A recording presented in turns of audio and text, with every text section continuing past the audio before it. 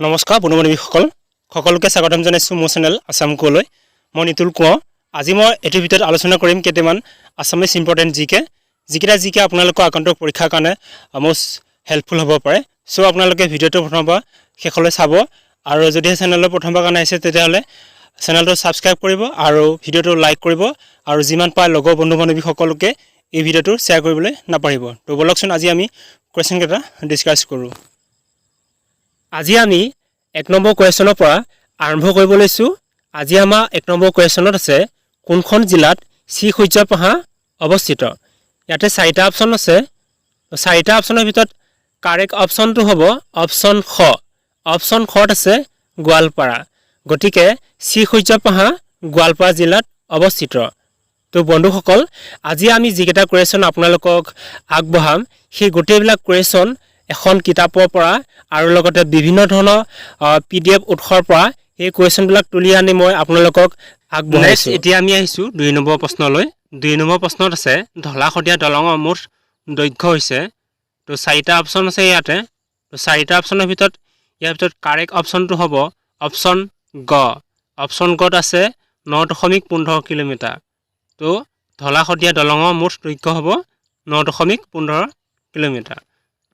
এতিয়া আমি নেক্সট আগবাঢ়িছোঁ 3 নম্বৰ কুৱেশ্যনলৈ। কোনটো দিন অসমত গড় দিৱস হিচাপে পালন কৰা হয়? ইয়াতে যিকেইটা অপশ্যন আছে এই অপশ্যনকেইটাৰ ভিতৰত কাৰেক্ট অপশ্যনটো হৈছে অপশ্যন গ।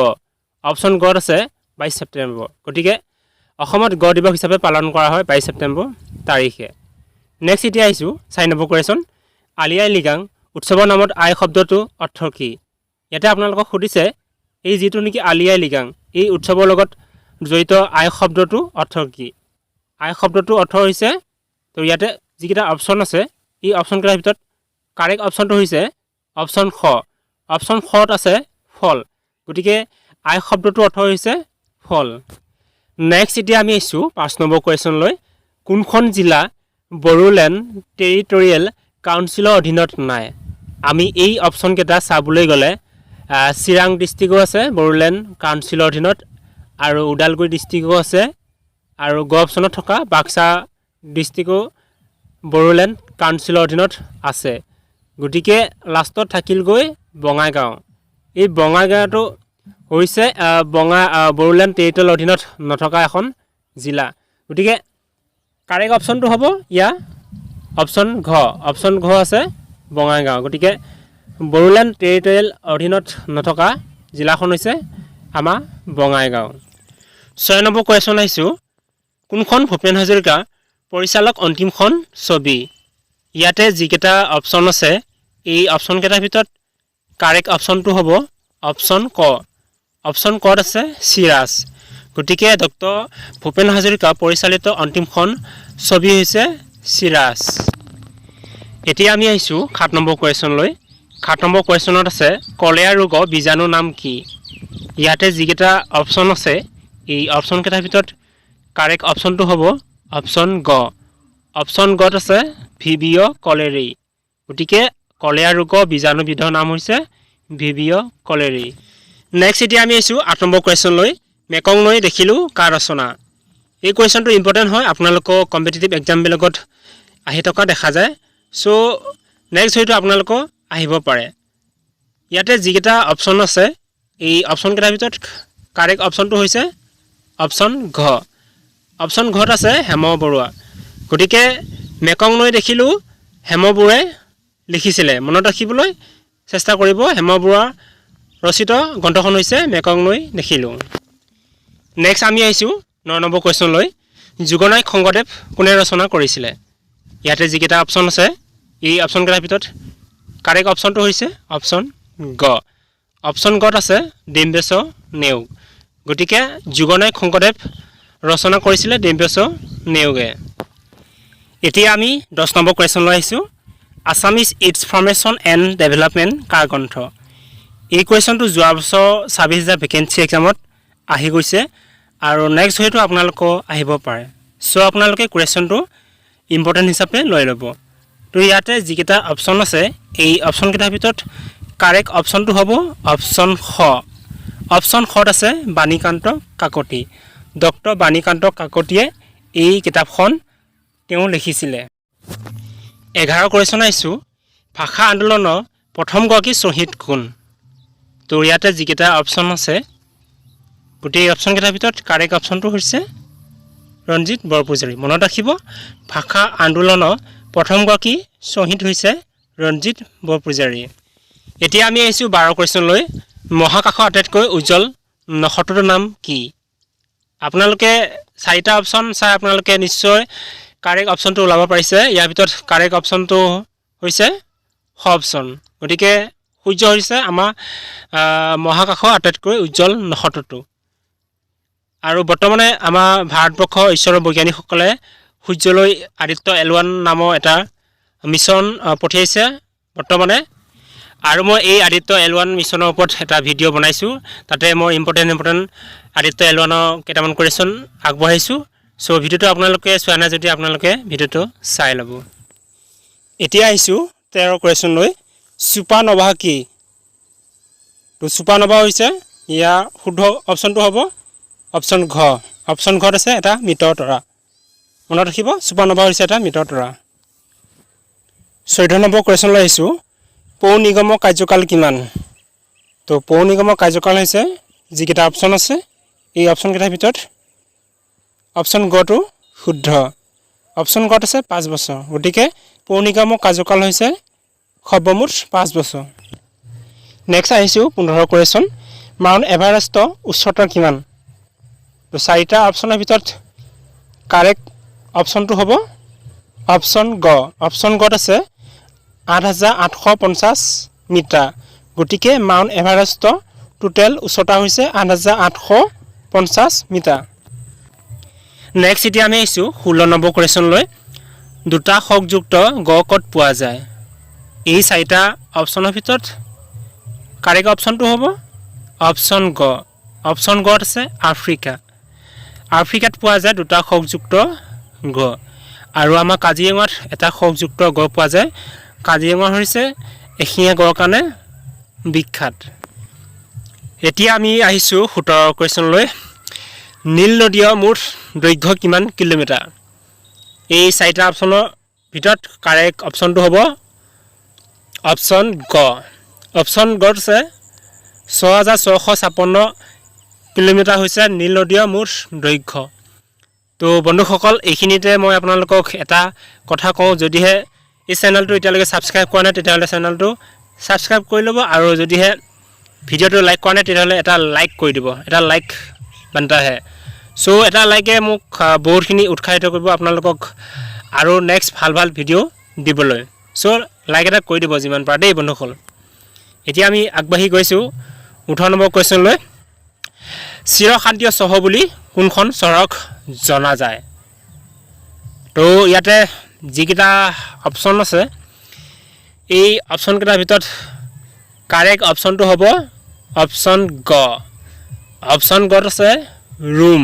গতিকে চিৰশান্তি চহৰ বুলি ৰোম চহৰক জনা যায়। নেক্সট এতিয়া আমি আহিছোঁ 19 কুৱেশ্যন। কোনখন চহৰক পিংক চিটি বুলি কোৱা হয়? তো বন্ধুখন মনত ৰাখিব দেই, পিংক চিটি বুলি কাক কোৱা হয়? এই অপশ্যনকেইটাৰ ভিতৰত কাৰেক্ট অপশ্যনটো হ'ব অপশ্যন ক। অপশ্যন কতে আছে জয়পুৰ। গতিকে পিংক চিটি বুলি কোৱা হয় জয়পুৰ চহৰক। বন্ধুসকল, এতিয়া আমি আহিছোঁ 20 নম্বৰ কুৱেশ্যনলৈ। সিন্ধু উপত্যকা সভ্যতা কালত এটা বৃহৎ স্নাগাৰ সজা হৈছিলে। তো এই স্নাগাৰটো ক'ত আছিলে? যিকেইটা অপশ্যন আছে এই অপশ্যনকেইটাৰ ভিতৰত কাৰেক্ট অপশ্যনটো হ'ব অপশ্যন খ। অপশ্যন খত আছে মহেঞ্জো-দাৰো। মনত ৰাখিব, এই মহেঞ্জো-দাৰো নামৰ এখন চিনেমা আছে, আপোনালোকে হয়তো চাইছে। এতিয়া আমি আহিছোঁ 21 নম্বৰ কুৱেশ্যনলৈ। ঐতিহাসিক ঘিলাঝাৰী ঘাটৰ সন্ধি কেতিয়া হৈছিলে? তো যিকেইটা অপশ্যন আছে এই অপশ্যনকেইটাৰ ভিতৰত কাৰেক্ট অপশ্যনটো হ'ব অপশ্যন ক। 1663 চনৰ 22 জানুৱাৰী তাৰিখে ঐতিহাসিক ঘিলাঝাৰী ঘাটৰ সন্ধি হৈছিলে। এতিয়া আমি আহিছোঁ 22 কুৱেশ্যন। শংকৰদেৱৰ মৃত্যু ক'ত হৈছিলে? তো শংকৰদেৱৰ মৃত্যু হৈছিলে অপশ্যনকেইটাৰ ভিতৰত কাৰেক্ট অপশ্যনটো হ'ব অপশ্যন ক। ক মনত ৰাখিব কোচবিহাৰত হৈছিলে শংকৰদেৱৰ মৃত্যু এতিয়া আমি নেক্সট আহিছো 23 নম্বৰ কোৱেশ্চনলৈ অনন্ত লহৰী কোনে লিখিছিলে তো এই অনন্ত লহৰী কিতাপখন লিখিছিলে অনন্ত আচাৰ্যই মনত ৰাখিব গতিকে অপচন হয়তো কাৰেক্ট অপচন মনত ৰাখিব বন্ধুসকল এতিয়া আমি আহিছো 24 নম্বৰ কোৱেশ্চনলৈ ব্ৰিটিছৰ কৰতলীয়া আহোম ৰজা আছিলে তো এই অপচন কেইটাৰ ভিতৰত কাৰেক্ট অপচনটো হৈছে অপচন ক পুৰন্দৰ সিংহ হৈছে ব্ৰিটিছৰ কৰতলীয়া আহোম ৰজা এতিয়া আমি আহিছো 25 নম্বৰ কোৱেশ্চনলৈ সিপাহী বিদ্ৰোহ সংঘটিত হয় তো সিপাহী বিদ্ৰোহ কেতিয়া সংঘটিত হৈছিলে অপচন কেইটাৰ ভিতৰত কাৰেক্ট অপচনটো হৈছে অপচন গ 1857 খ্ৰীষ্টাব্দত সিপাহী বিদ্ৰোহ সংঘটিত হৈছিলে মনত ৰাখিব বন্ধুসকল এতিয়া আমি আহিছো 26 নম্বৰ কোৱেশ্চনলৈ কাৰ নেতৃত্বত ছাত্ৰ সংসদ গঠন হৈছিলে তো এই অপচন কেইটাৰ ভিতৰত কাৰেক্ট অপচনটো হ'ব অপচন খ সুৰেন্দ্ৰনাথ বন্দ্যোপাধ্যায় তেওঁ ছাত্ৰ সংসদ গঠন কৰিছিলে নেক্সট আহিছো 27 নম্বৰ কোৱেশ্চন আহোম পূৰ্ব পুৰুষসকল আছিল তো আহোম পূৰ্ব পুৰুষসকল কোন আছিলে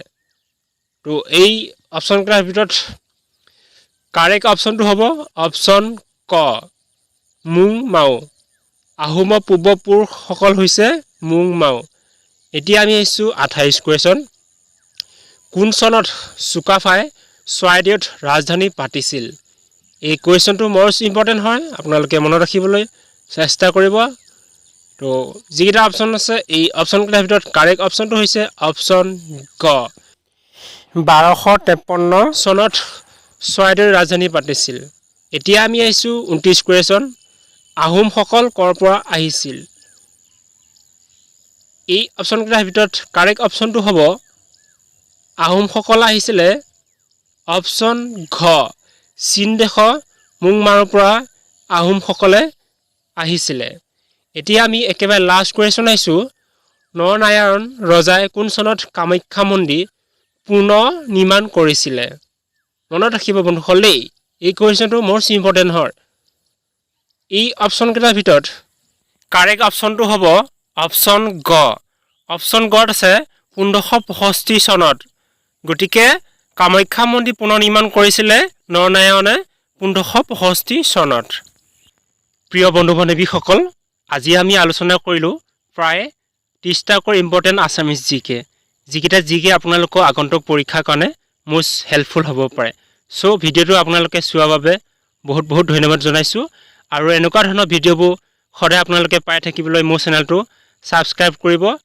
আৰু যদিহে ভিডিঅ'টো এতিয়ালৈকে লাইক কৰা নাই তেতিয়াহ'লে এটা লাইক কৰি দিব আৰু যিমান পায় লগৰ বন্ধু বান্ধৱী সকলোকে এই ভিডিঅ'টো শ্বেয়াৰ কৰি দিব আৰু যদিহে আপোনালোকে মোক ফলো কৰিব বিচাৰে ইনষ্টাগ্ৰামত তেতিয়াহ'লে মোৰ ইনষ্টাগ্ৰাম আইডি আছে এটো ফলো কৰিব আৰু ফেসবুক আইডি আছে এটো ফেসবুক আইডিত আপোনালোকে ফলো কৰিব আৰু লগতে মোৰ ফাৰ্স্ট ব্লগিং চেনেল এটা আছে স্ক্ৰিনত আছে আপোনালোকে দেখিবলৈ পাইছে আপোনালোকে পাৰিলে ফলো কৰিব আৰু লগতে চেনেলটো সাবস্ক্ৰাইব কৰিব যিমান পাৰে মোক সহায় কৰিবলৈ ট্ৰাই কৰিব তো বন্ধুসকল আছিল আজি মোৰ ভিডিঅ' তো নেক্সট লগ পাম আৰু নেক্সট এটা ভিডিঅ'ত সকলোৱে খুব কষ্ট কৰি থাকক খুব পঢ়ক আৰু যাতে সকলোৱে ভাল হয় তাৰ বাবে মই ভগৱানৰ ওচৰত প্ৰাৰ্থনা জনাইছো তো আজিলৈ এৰিছো পুনৰ লগ পোৱা আশায় জয় আই অসম।